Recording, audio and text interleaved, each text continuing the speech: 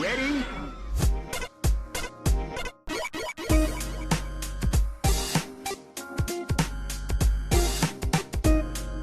Hello. Thank you for joining us today. Thank you to all of our listeners. You're listening to the Rhythm and Pixels Video Game Music Podcast, the podcast where we listen to great video game music and talk about it, listen to it, get into it. Pernell fumbles with his headphones. By the way, my name is... there you are. My name is Chief Pickles. My name is Rob Nichols. And with me, as always, is the man... I'm Pernell Vaughn. Pernell Vaughn. How you been? I've been doing all right, actually. Just, kicking back, relaxing, working. Yeah, I got that. Having a weird bit of gaming apathy lately, too. Well, I gotta tell you, so we were just talking about this right before the show. You were saying you weren't really, you think about, I'm gonna play a game tonight, and then you sit down and you're like, I don't feel like playing anything, or you're not sure what to play. I'm about to throw the gauntlet down. Enter the Gungeon, Chamber 3. You got to the third one? Do it. You got to the third one? Yes. Oh, dear Lord. Yeah, that's a challenge for me then. And I did it with the pilot character, so, that the gauntlet's thrown. Just get the Chamber 3. You know what it was? I got the Chamber 3, and then it was too late, and I actually just turned it off. I was having an amazing run, and I was like, I'll get back there some other time, and I haven't done it yet. Yeah, that gave me some kind of save feature like What's-His-Face has, Dungeon of the Endless. I'd be mad if I had to cut that off. I know, but that is the game, though. It's that's you go as far as you can. So that's it. That's your goal. Just to get to the third chamber. So my only advice to you is play as the pilot, so things are cheaper in the shop. That is handy. But I like the Huntress. She has a crossbow and a dog. Good. But what happens, so first chamber, don't spend any money until you get right up to the boss. And don't fight the boss unless you have a good rapid-fire weapon. And if you don't find one, buy one. Unless they're not selling one, in which case, wah. Restart. Yikes. So yeah, that's what I've been doing. Also, I've been listening to lots of new music. On our Indie Games episode, we listened to a track from the game Not a Hero by the artist Dubmood. And then on one of our other podcast friends, the Impulse Project, where they talk about scene music and chiptunes, Dubmood. I've been downloading his albums. They're like $10, $5 for all of his albums. Not all of his albums, for per album, and they're just so good. I think you'd be really into it, Pernell. It's very it's not as chiptune-y as it is 80s synth, dark synth pop. It's really dark synth pop. So it's imagine a Commodore 64 in a new wave band with I think French vocals. You're just selling this to me. I know. I think you'd be into it. All right, so today is episode 3-9. Oh, boy. And our topic is interesting. We're doing intro music or opening music or title music. So everything that happens before the game or where you go to press start. If you sit down and you turn the system on and then go make yourself a drink, this is what you'll be listening to while the game's doing its own thing. And heaven forbid, if you happen to sit down and, watch the thing, you might even be, treated to a wonderful intro as to go along with the great tunes. And unfortunately, they're typically underrated or underappreciated when people are getting nostalgic for tunes they liked. Yeah. So we thought this would be a great idea for an episode to bring some tunes that are under-talked about to the forefront for you, the listener, to enjoy. Right. So for our first picks, they're going to be our own intros. Now, just to make sure we get this clarified, these are intros from games. Yeah, these are title screen intro music, but they're for us. So it's we chose this music for ourselves. Mm-hmm. So, ladies, gentlemen, mostly ladies, I introduce to you Pernell. Hey-o!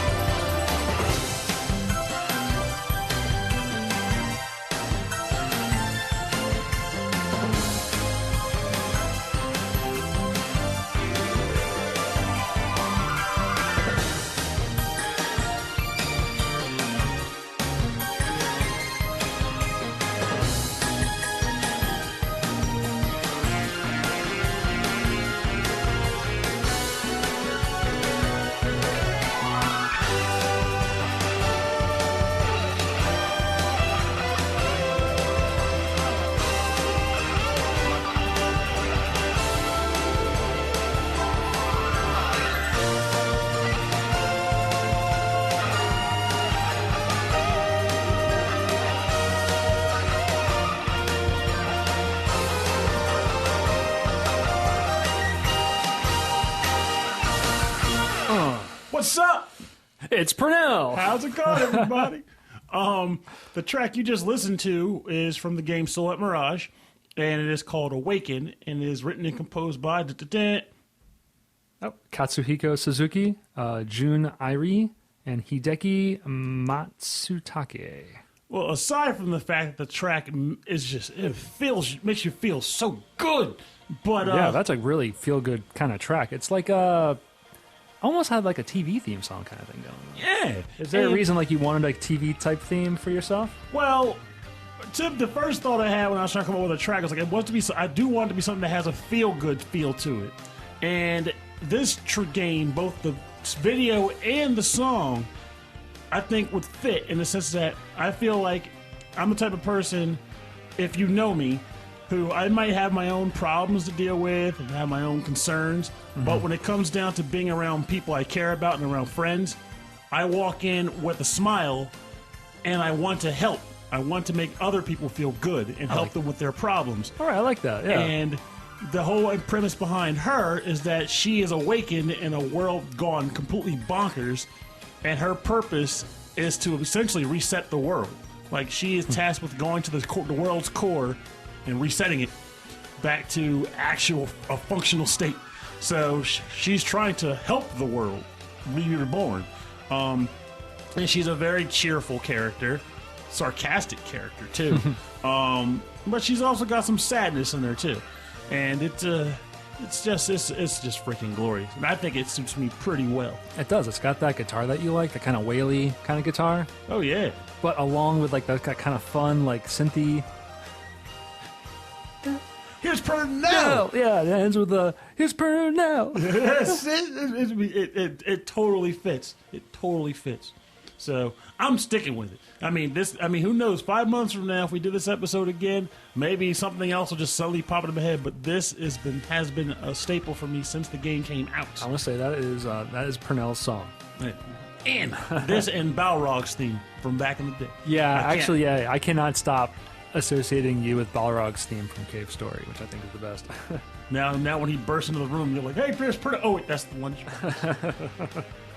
So now that my show has been run through, or rather it's begun, let's turn the channel a little bit and step on over to the Rob Nichols Hour. And the track that would go along with that, well, you'll just have to listen and see. Or I guess if ears had eyes, you could see. But whatever. Check it out.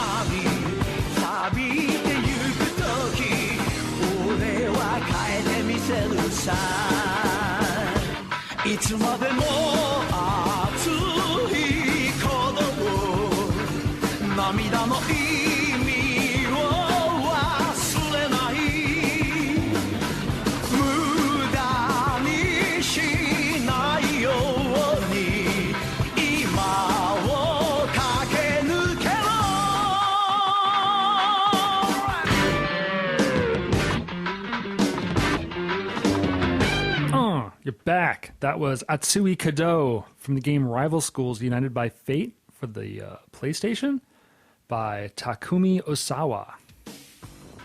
That's my intro theme. It's Tell us a bit more. So where was your inspiration for that? I was thinking about Kill la Kill, the anime Kill la Kill. Really? And then I was like, you know what? You know who did this better? Rival School. Rival Schools did it better than No. I was like, like a video game version. Anyway, I loved this game when it came out because it was just so bizarre. It was so weird. And then the intro theme is just as weird as the rest of the game.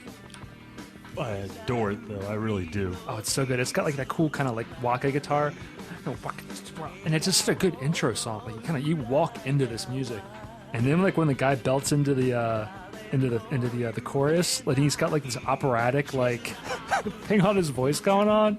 It's a memorable song too because I haven't heard this since the '90s, and the moment like the second verse kicked in, I knew the words. Like it was just there, embedded in my the back of my head, waiting to be brought back up to the forefront. Yogi-togi. Like I remembered it. I can't explain it. It is such a crazy song. I think it's so much fun, and it's got so much emotion to it for no reason. And that's why. Well, they're united by fate to save their school district. So it's a fighting game. Capcom was like, let's make a 3D fighting game, a 2D style played 3D fighting game, where all of the characters are like cliques in a school. So like, I think they're in different schools too. I think of different schools. There's like, of course, there's like an evil school and a good school, and you can play as the principal of a school. You can play as a guy on the soccer team, a guy on the baseball team, and it's just so strange. But it was so much fun. And they made a sequel for the Dreamcast, which I thought the song was for, was Project Justice, and they brought back, I think he was a guidance counselor, the guy in the white suit.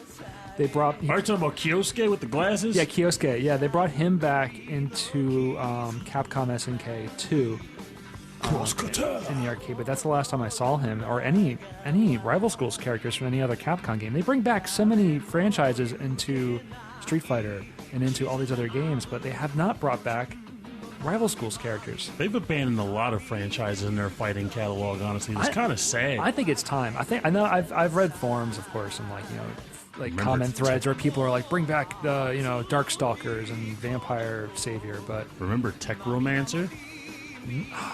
No, was Techromancer? It was a mecha beat 'em up on Dreamcast. Yeah, no, I don't remember that at all. It was awesome. Sounds really fun. We should play that one. Yeah, it was a great game. I mean, Capcom. I mean, for all intents and purposes, as much grief as people give Capcom in the present day, their past catalog was just baller. Like they had fighting games upon fighting games. And even if you didn't like fighting games, there would always be that one that would just be so weird. Oh yeah, they did this one. They did the JoJo's Bizarre Adventure fighter on the same hardware they did the Third Strike, Street Fighter 3 Third Strike, and it really great animation for such a strange game, and the gameplay on that was bizarre also. So. For me, this was actually the fighting game that got me to try to play fighting games. Oh, yeah? Yeah. I bought this in '98, and when we were in the dorms, there were like rivalries that built up with some of my friends in the dorms. We would have matches like 4 in the morning. Guy would call me while we're studying at like 3 a.m. He's like, "Yup." I'm like, "I'm up." He's like, "I'm coming down. We got to fight to win." It's like rival schools in the school. Yes, love it. My friend Mike, he would use the principal and the nurse, and I would use the biker girl and Hinata. And the biker girl was great. Oh, Akira was the bomb. Akira, yeah, she was awesome. And then my other friend Chris, he used the baseball guy, and he used basically the Roy, I think his name was. And then my brother just used baseball guy Shoma, and we all hated him because it was just baseball. Baseball. It traumatized us. Baseball. He could do it. He could do it. That was a callback to Kingdom Hearts. A little bit of Zach Braff for you. All right, so that was our personal intros. Let's get into our music. Although those were some great intros. Yes, they were. Now I want to get back to writing the show to go around this. I mean, I already have a buddy cop drama that I'm writing with a friend of mine now. Oh. You could slip that in there, maybe. Slip in the Silhouette Mirage. But right. So what's your next track then? The next one is going to be an equally funny one, but I love the track to death. It will be the intro game theme to the game Mystical Ninja 64 starring Goemon. Ooh, nice. And it is called Theme of Gambare Goemon. Gambare Goemon! That's the one. Gambare! That's the ticket. Gambare, so gambare, akirame nai de. Kuchibu e fuki sa, aruki daso yo, going now. Sagora, mo sukima kara hora. Miete kuru, haruka sora no kanata.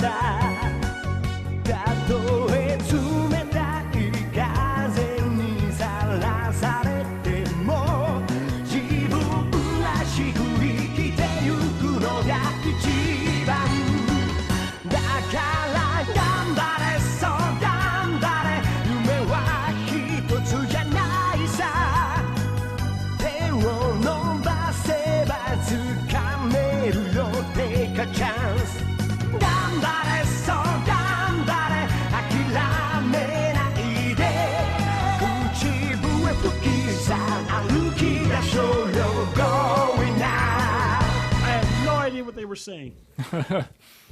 All right. We are back. I love that song so much. You were listening to the theme of Ganbare Goemon from the game Mystical Ninja 64, starring Goemon, written and composed by Hironobu Kaguyama. This track, you couldn't hear it, but I was singing the entire thing. I recorded part of that. Don't worry about it. Oh, dear God, don't you? Don't worry about it. This is another track I haven't heard since the 90s, aside from obviously choosing it today for the show. And yes, it has resonated. It stuck with me so much that I know the whole thing. I used to listen to this. My friend Anthony and I, back in high school, we recorded the soundtrack to this game off the TV onto cassette tapes, and we would listen to it during math class. So this full Japanese track was in the American release? Yep. Oh, that's cool. Was it actually? I know it was called Mystical Ninja. Was it actually called Ganbare Goemon?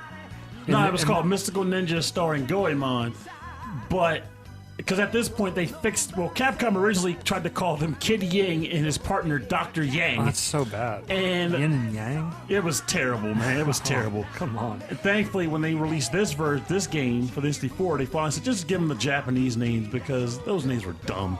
Yeah. So he's still Mystical Ninja. They don't go by Ganbare Goemon, but his name is Goemon in the games now. And his buddy's name is Ibisumaru, and then there's Yae, and there's Sasuke. Fantastic games. They have a interesting quirk to them, and this theme, it's hard to say if it really captures the games, but it's definitely a wonderful thing to listen to. I really enjoyed that. Again, it had that TV theme going. It had the TV theme of way more than your first track, I think. Well, I think because the vocals were there. I was imagining like the characters kind of showing up and waving through a window, and then below it said starring Ganbare Goemon. Well, they kind of almost do, because they do. You know how like TV shows when they did intros, they would have like when they would introduce the person, they'd be like the person like the mom would be stirring the pot, and then she would see she's looking at the camera, she's like, oh, and she smiles. Yeah. It's like starring Harry Simpson. Too many cooks.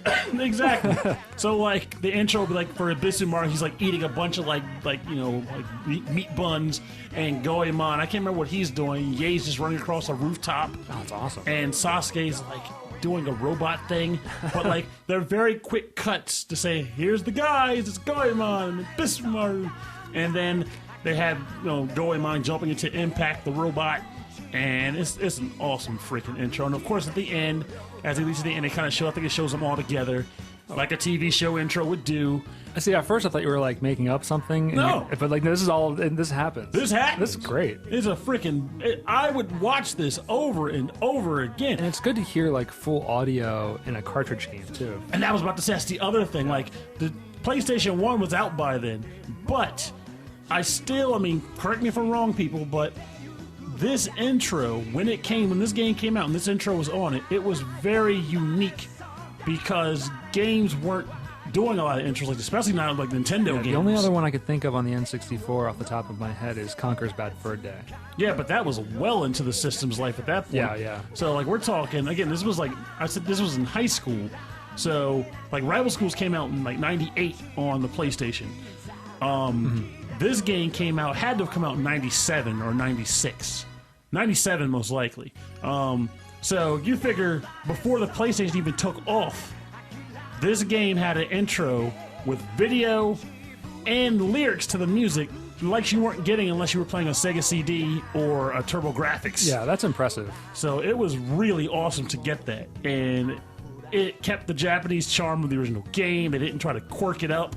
Well, Goemon's a very likable, Goemon's a very popular, likable character. This is true. Yeah. But back then, I'm not sure he was. I think they had to take the chance and say, hey, there were Mystical Ninja games that came out on the Genesis, right? And just the SNES had a bunch, and I think the NES even may have had one or two. But the US only got the very first SNES game, and we were cheated on all the others. So when this came out, it was kind of a surprise we even got it in the first place. But it was jamming. I love it. All the music in the game is quirky and fun. There's actually two other songs with vocals in the game. that are both good. It's the Robots intro theme song, and there's a theme song for the villains. Oh, that's cool. So it's really good. Well, I'm gonna keep it on the Japanese tip. I found an intro theme to a Super Famicom only game. It's called Dae Tono-sama Appare Ichiban by actually I was just looking for music by the composer that I love, the composer who worked with Sunsoft and did the soundtrack to Gimmick, Masashi Kageyama. I think we're a treat then if it was Gimmick. Yeah. So I was like, oh, I love this guy. This guy can write some super catchy melodies, and this song is just so much fun. It's like really percussive, and it uses a lot of like the weird voice samples from the game. Anyway, I'm just gonna play it. You enjoy it. This is the title theme to Dae Tono-sama Appare Ichiban for the Super Famicom.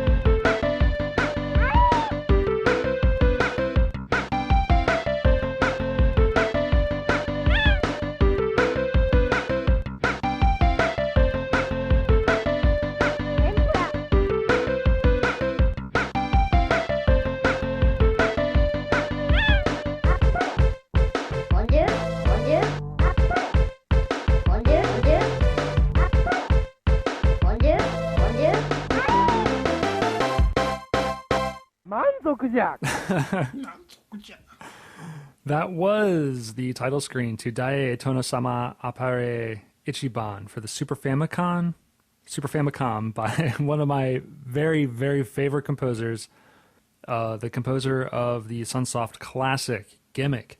This is Masashi Kageyama. So yeah, I was looking for more music by this composer, particularly music outside of the NES, because Gimmick came out at the very end of the NES era, and then this came out in 1995.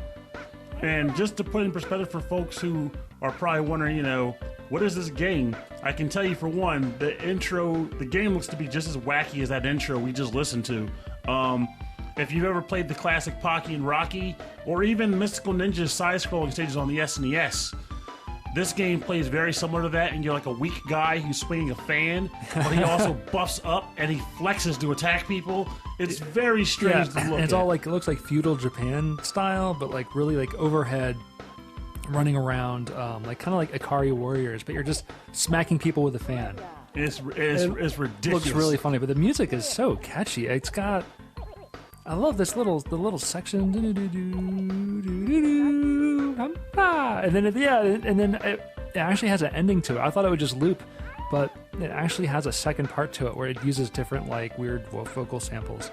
I like the vocal samples that are on here, to be honest with you. It has a weird sort of panache to it. It makes me wonder if that's Masashi Kageyama sped up, like his actual way. Yeah, maybe. I don't hilarious. know. He probably said, "Only you."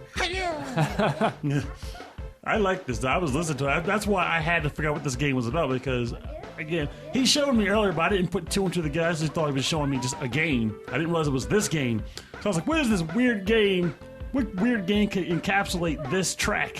I gotta learn it. And I went and found some footage of the game, and Yeah, it's crazy. It's funny. Well, yeah, They're just stacked on each other's shoulders and stuff. Yeah, it's bizarre. I think for as goofy as the game is, like they wanted to make the goofy soundtrack, and I think for Super Nintendo, it has a really crisp sound to it too. Which you don't always get that, like really good sounding drums. Yeah, I mean, I think mission was accomplished on that endeavor. So, thank you. All right, so let's move on. What is your next track? Well, I'm going with another favorite that I found myself letting the game loop to over and over again growing up when I came across it. This is the intro to the game Guardian Heroes, and it is titled Open Your Heart. Not to be confused with Sonic Adventure. So Open Your Heart from Guardian Heroes. Check it out.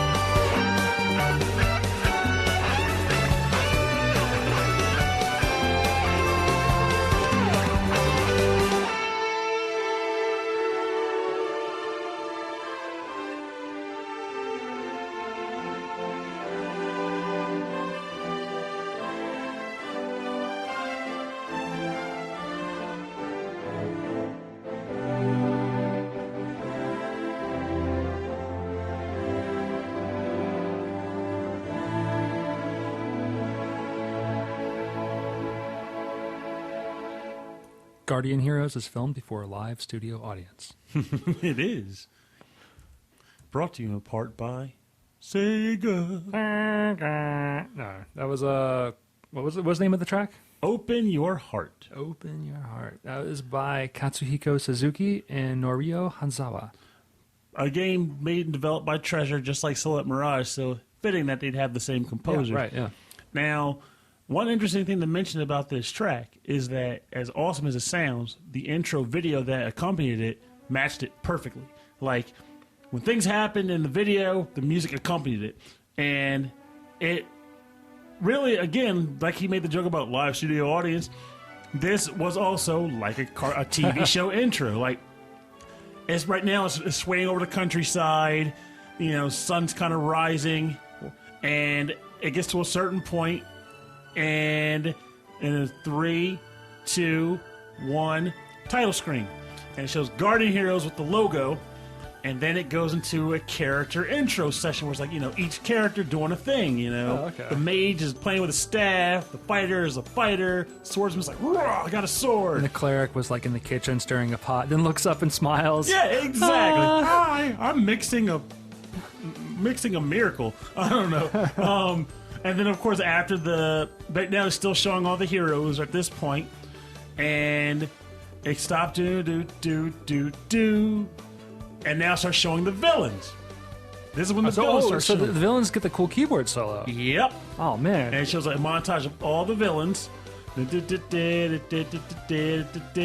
and then now it shows like one of the army groups that's in the game, another army group, and now the heroes and villains are fighting.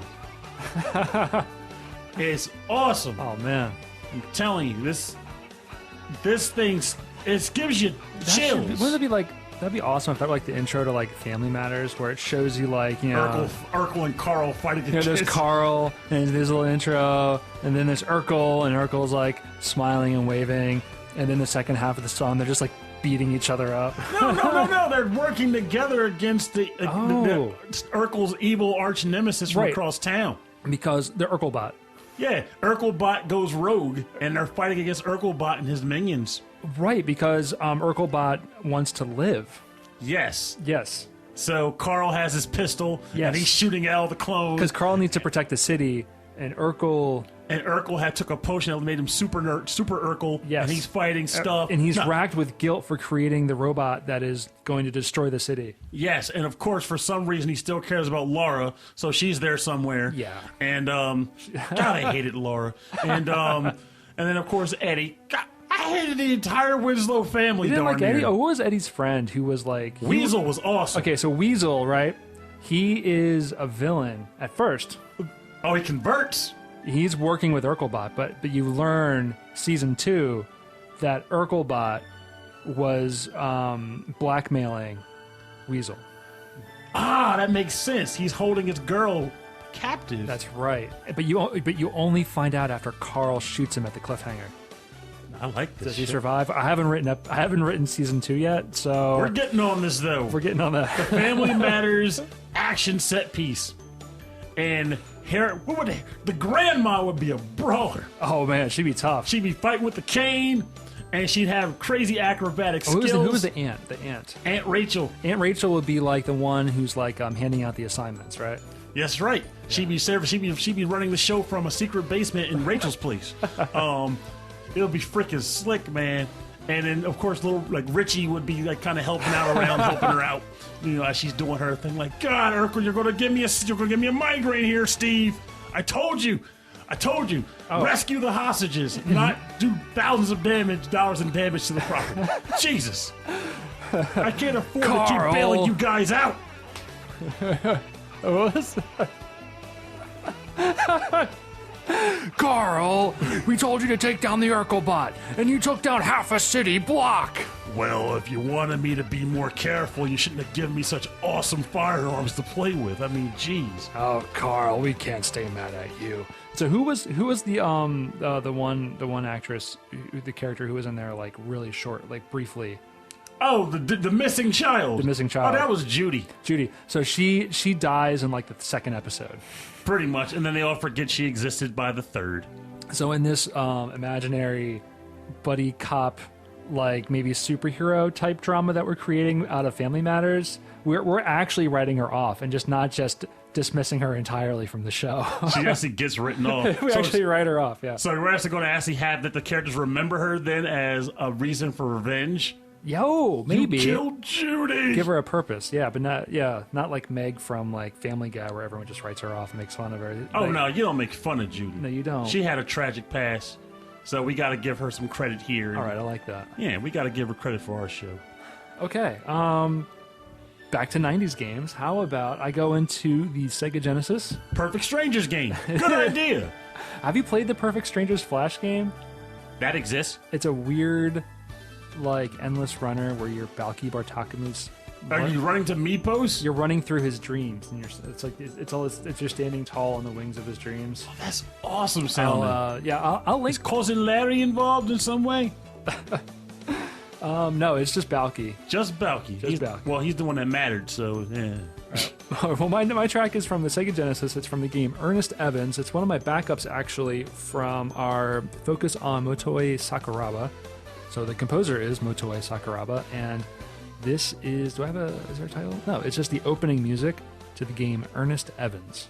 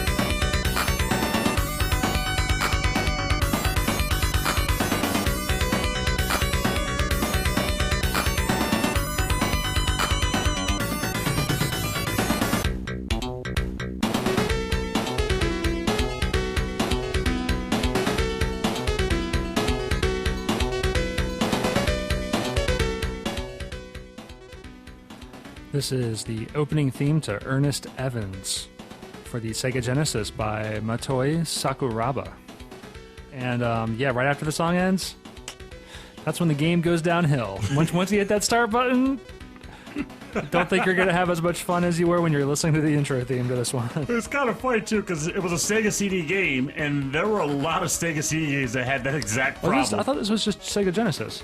No, I looked. They had a Sega CD version too, I believe. Oh, okay. So yeah, it was like they used like a weird like physics thing similar physics thing they used in Castlevania. Oh, hold on, this is the best part.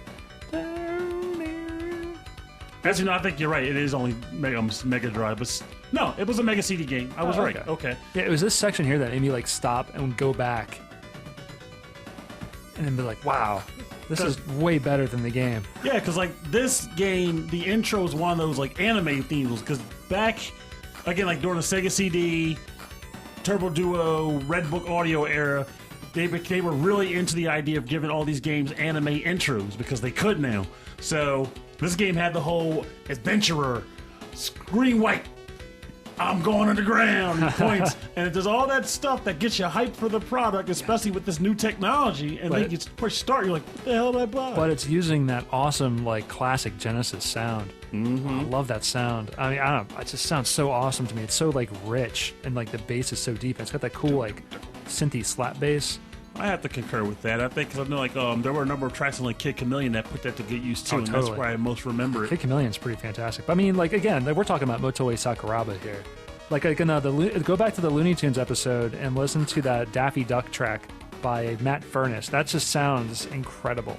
Yeah, they did good work with Genesis hardware with these tunes. And Motoi, let's be realistic here, you really can't go wrong with anything this man does. Yeah, you really can't. Like I really admire like great video game music composers, but then when you really hear like fantastic like Genesis composers, like it's over for me. I love it. All right, so let's bring this music down. Sorry, you're such a bad gamer, instead. Sorry about that, guys. All the way down. Way and now, down. now I like that. Way down. Now it is time for the bonus round. Bonus round. This is the part of the show, which we actually haven't had this part of the show in about 2 episodes. Can you believe that? It just worked out that way. It's kind of weird, I guess, because the topics didn't really make room for it. Yeah, this is the part of the show where we have covers or remixes within the theme of the show. We try to showcase some of our favorite like cover bands, remix artists that we like, and play them here and just showcase them and give as much information about the artists as we can. And of course, we try to fit it within the theme as best as possible. So every once in a while, like I think the Looney Tunes was exactly why we didn't do it then. Yeah, Looney Tunes was pretty rough. The Kingdom Hearts, I think we had a guest, so it was a little different. Yeah, time wasn't there. Time wasn't there. We did play a remix at the end. Go back in the background of that one, and we linked to their to DJ Joe's SoundCloud page. That's really great. But we're talking about intro themes. So what do you got for us, Pernell? Well, I had to come up with a remix for one of the penultimate NES intros for a game, which was Battletoads. Go to hell, you. Who Framed Roger Rabbit? Better. Am I getting better? Getting better. No, this game, of course, is Megaman 3. The game with the intro so good and lengthy that you'll probably never hear it unless someone told you to not press start. But everybody not press start to this song. I don't know. I didn't know this track was even a thing. Really? For years, because I never man. bothered to wait it up because there was no intro story that took that track. It was just the intro to the game, then the title screen, and this track was start. It's like there's nothing to wait for but to press start. Yeah, I guess so. I mean, I can see what you mean, but this song gets me super pumped. Of course, I agree with you, and I could not go without choosing this. So, while we originally were going to go with the Megas, I want to go a little different because we all know who the Megas are. Awesome, by the way. Amazingly awesome. But you found someone different. I sure did. This guy goes by the name, like I guess I'm not sure if it's pronounced Songe or Songe. I think it's a song. He's from France. Or Song. Oh, touche. I'm terrible with these things. But he did a ridiculously slick cover to the Mega Man 3 intro song. So let's check that out.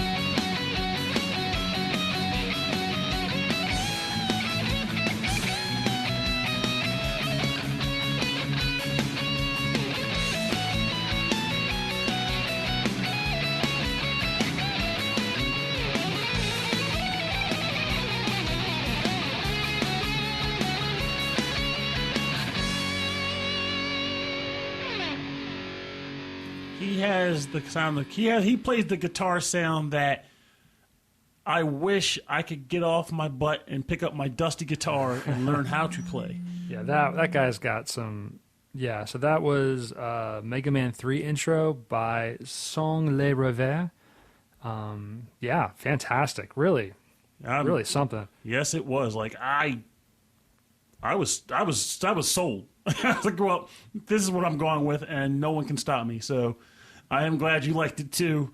Cause I was worried you'd be like, man, you should just went with the Megas, man. I know. I was thinking about going with the Megas for my pick, because like their Mega Man 3 intro, like I was gonna pick that Mega Man 3 intro again because it's just that's their song like really moves me, and they get the crazy lyrics. But I'm glad you found someone else with just some amazing guitar chops, because those are some really fancy fretwork. Yes, he was on point, and our ears were the treat.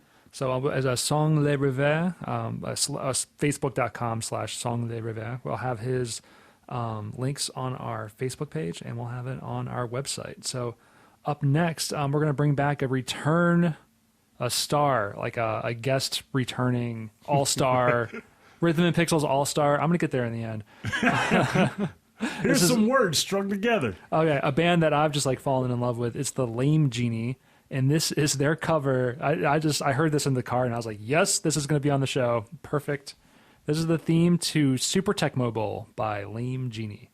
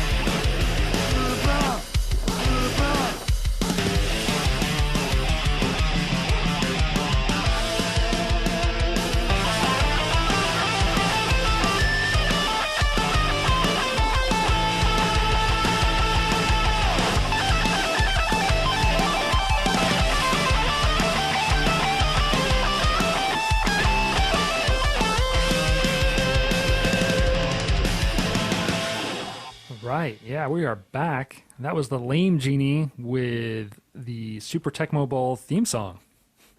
Football. I love this so much. And honestly, I almost wish we could outro with it, but it reminds me of the track from a game it's a game called Sports Ball. Sports Ball. And there's a song that leads into Sports Ball about Sports Ball. And as awesome as this track was or is, that was what came to mind as it played, like sports ball, like football. Yeah, they're so check them out. I'll have a link to their Bandcamp, like all of their albums. You can get them for free. You can give them a little money. Give them a little money. These guys are fantastic, and they're recorded really, really well. Like the drums and the guitars, everything sounds really professional. And yeah, they just have a lot of fun with it. On this album, which is called Throwback Nerds Day, they even cover the DuckTales theme song with the lyrics and everything. It's awesome. Well, I might have to listen to more of these guys because this is the second track that's been on the show. I like both of them, and this one was really yeah, it was fun. It was jamming. Yeah, they have a cover of Zombies Ate My Neighbors too. Oh God! Yeah, I'll send that to you before you head out tonight. Yes, you need to, because yes, yeah, I know you love Zombies Ate My Neighbors. It's my baby. It's your jams. Yeah. So for more information on the artists on the bonus round part of our show, check out the website rhythmandpixels.com. We'll have their links to their SoundClouds, Bandcamps, and Facebook pages.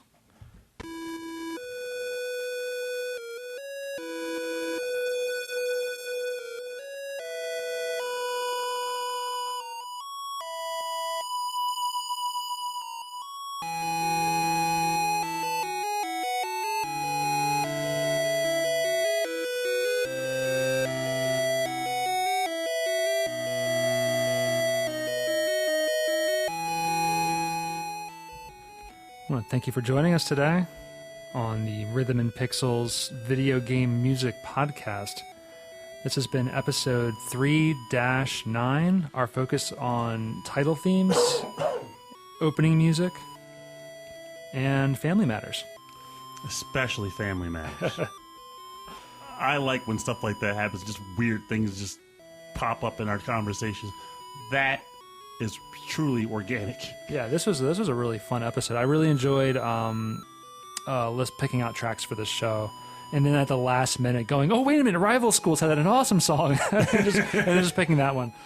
It was just a lot of fun, and honestly, the intros were pretty fun to come up with too, just by virtue of like thinking, okay, what track would even be both good and encapsulate some aspect of who I am as a person. That was pretty interesting to do. So, don't be surprised if that happens again. Yeah, well, I think we should do more personalized like tracks. But next episode 3-10 is episode 30. Uh-oh. I haven't. Do you have any idea what we're gonna do? Nary a clue. Not an idea. Be nice if we could get Whit, try to get Whit again, but Yeah, we might try to get a guest on again. Again, I'm not sure how it's gonna work out. And then in a few weeks, Pernell will be at Too Many Games, the video game convention in the greater Philadelphia area, with Matt Waldron doing Pernell and Matt Play Games Live. it should be fun. No, it will be fun. It will be fun. I like your moxie, sir. I feel really positive tonight.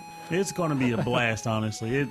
We're looking forward to it. Yeah. We're going to act like a bunch of fools, and hopefully, in turn, everyone in the audience will also be a bunch of fools, and laughter will ensue, and frustration will boil over.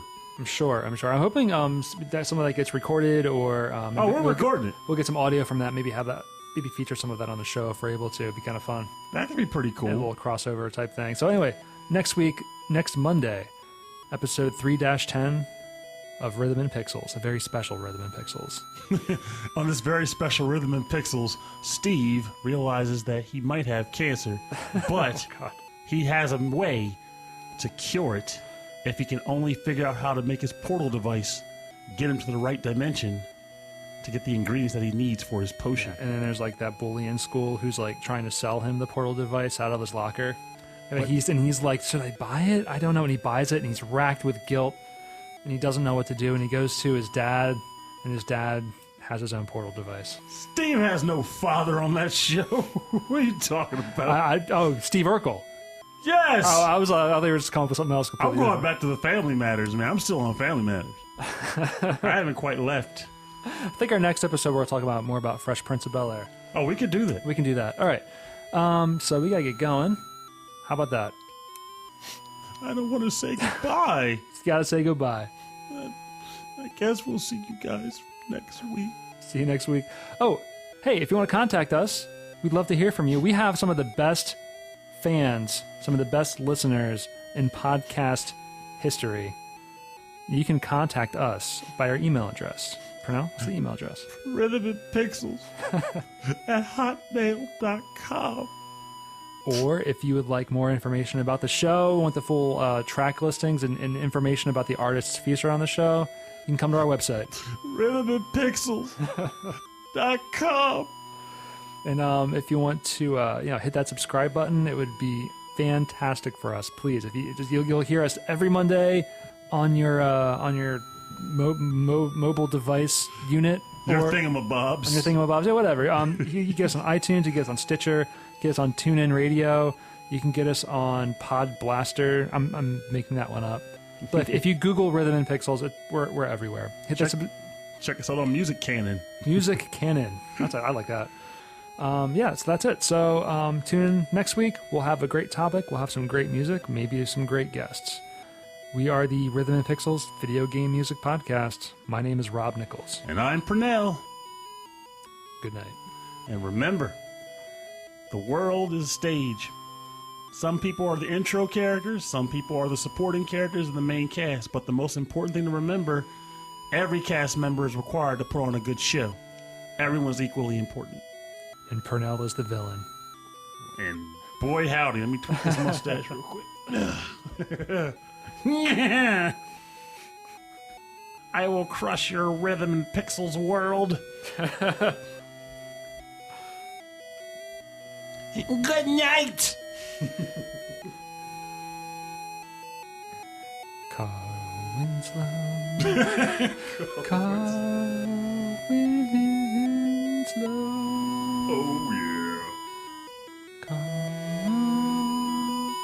winds blow. No room.